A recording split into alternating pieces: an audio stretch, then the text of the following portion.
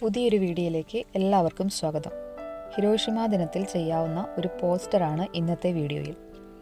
അതിനായി ഞാൻ എടുത്തിരിക്കുന്നത് ഒരു A4 ഷീറ്റാണ്. ചാർട്ട് പേപ്പർ 4 മുറിച്ച ഒരു പീസ് എടുക്കുകയാണെങ്കിലും കൂടുതൽ ഭംഗിയിൽ ചെയ്യാൻ കഴിയും. ഞാൻ എടുത്തിരിക്കുന്നത് A4 ഷീറ്റാണ്. ആദ്യം പെൻസിൽ കൊണ്ട് നമ്മൾ ചെയ്യാൻ ഉദ്ദേശിക്കുന്ന പോസ്റ്ററിൻ്റെ ഒരു ഔട്ട്ലൈൻ ചെയ്യുകയാണ് ചെയ്യുന്നത്. അപ്പോൾ ആദ്യം ഹിരോഷിമയിൽ അണുബോംബ് വീണതിൻ്റെ ആ രീതിയിലൊരു പുക വരച്ചിട്ടുണ്ട്. അതിന് മുകളിലേക്ക് സമാധാനത്തിൻ്റെ പ്രതീകമായ ഒരു പ്രാവിനെ വരച്ച് ചേർക്കുകയാണ്. പോസ്റ്ററിൽ ഒരുപാട് ചിത്രങ്ങളൊന്നും ആവശ്യമില്ല.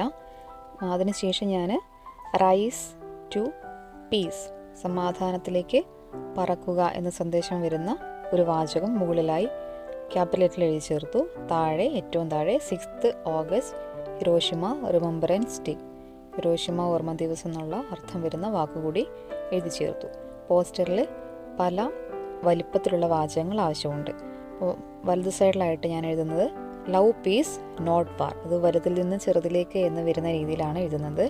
ഇടതുവശത്തായി സേ നോ ടു വാർ, അതും ചെറുതിൽ നിന്ന് വലുതിലേക്ക് എന്ന രീതിയിൽ എഴുതി. അതിനുശേഷം നമ്മൾ പെൻസിൽ കൊണ്ട് ഔട്ട്ലൈൻ ചെയ്തതിന് കറുത്ത മാർക്കർ ഉപയോഗിച്ച് അല്ലെങ്കിൽ സ്കെച്ച് പെന്ന് ഉപയോഗിച്ച് ഒന്നും കൂടി ഹൈലൈറ്റ് ചെയ്ത് കൊടുക്കാം. എൻ്റെ കയ്യിൽ സ്കെച്ച് പെൻ ഇല്ലാതിരുന്നത് കൊണ്ടാണ് ഞാൻ മാർക്കർ ഉപയോഗിച്ചത്.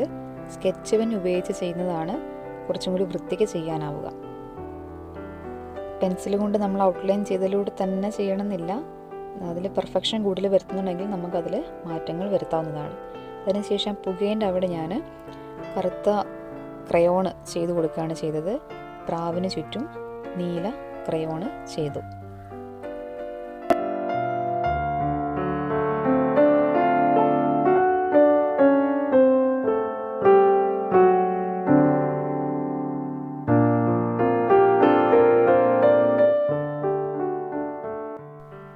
ക്രയോൺ കൊണ്ട് ചുറ്റും കളർ ചെയ്ത ശേഷം ഒരു പേപ്പർ ചുരുട്ടി അത് ഞാൻ മായ്ച്ചെടുക്കുകയാണ് ചെയ്തത്. മായ്ച്ചെടുക്കുകയല്ല, ആ ക്രയോണിനെ ഒന്നും കൂടി പരത്തി ചെയ്യുകയാണ് ചെയ്യുന്നത് കേട്ടോ.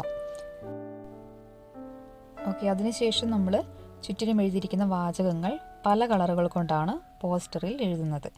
അപ്പം സ്കെച്ച് പെൻ എൻ്റെ കയ്യിൽ ഇല്ലാത്തത് കൊണ്ട് ഞാൻ ഫാബ്രിക് പെയിൻറ്റും ബ്രഷും ഉപയോഗിച്ചാണ് ചെയ്തത്.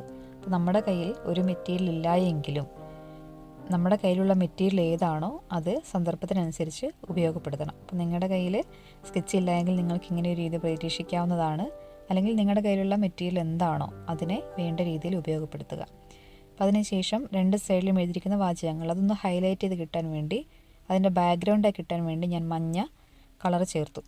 അതും ഫാബ്രിക് പെയിൻറ്റ് തന്നെയാണ്. വാട്ടർ കളർ ഉള്ളവർക്ക് അത് ചെയ്താൽ മതി, അല്ലെങ്കിൽ ക്രയോൺ കൊണ്ട് ചെയ്താലും മതി. ക്രയോൺ കൊണ്ട് ചെയ്തിട്ട് അതിൻ്റെ മുകളിൽ ബ്രഷും ഫാബ്രിക് പെയിൻറ്റും ഉപയോഗിച്ച് ചെയ്തിട്ടുണ്ടെങ്കിൽ ക്ലിയറായി കിട്ടും.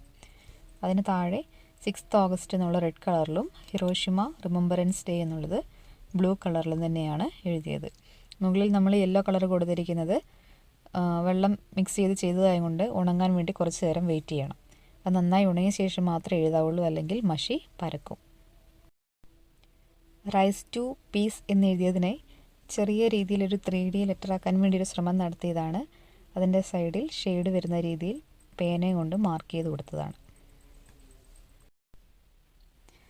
മഞ്ഞ കളറിൽ ബാക്ക്ഗ്രൗണ്ട് കൊടുത്തിരിക്കുന്നത് നന്നായി ഉണങ്ങിയ ശേഷം നമുക്കതിന് മുകളിൽ പെൻസിൽ കൊണ്ട് ഔട്ട്ലൈൻ ചെയ്തതിന് മുകളിൽ സ്കെച്ച് പെൻ കൊണ്ടോ അല്ലെങ്കിൽ മാർക്കർ പെൻ കൊണ്ടോ അല്ലെങ്കിൽ ഇതേപോലെ ഫാബ്രിക് പെയിൻറ്റ് ഉപയോഗിച്ചോ അതിന് മുകളിൽ കൂടി എഴുതാവുന്നതാണ്. നന്നായി ഉണങ്ങിയ ശേഷം മാത്രം എഴുതണം പെയിൻറ്റ് കൊണ്ടാണെങ്കിൽ, കാരണം പരക്കും.